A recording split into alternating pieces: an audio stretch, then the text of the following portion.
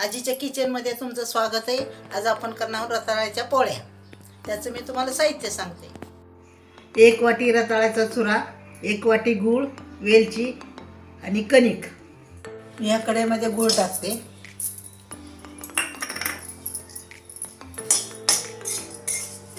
नंतर हे रताळ्याचा भुगा केलेला टाकते, शिजवलेला।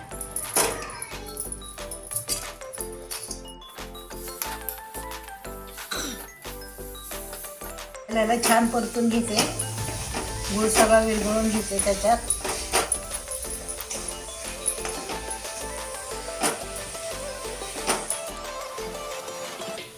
आपला हा गूळ विरघळलाय सगळा, मी त्यात वेलची टाकते आणि गॅस बंद करून मी खाली गार करायला ठेवून देते। त्याचे पोळे करून घ्यायचे, त्यात मी पुरण भरते आणि पोळ्या लाटा घेऊया।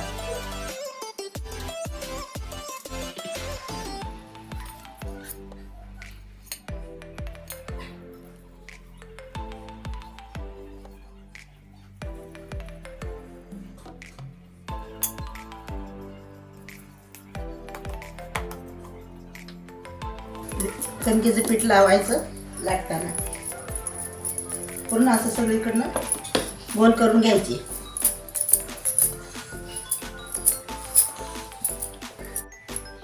आपली पोळी लाटून झालेली आहे। मी तव्याला तेल लावून घेते।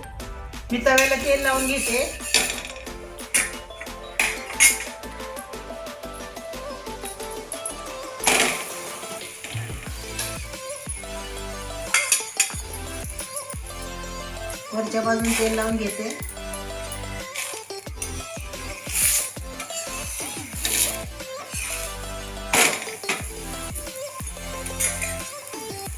इकडनंही तेल लावून घेते।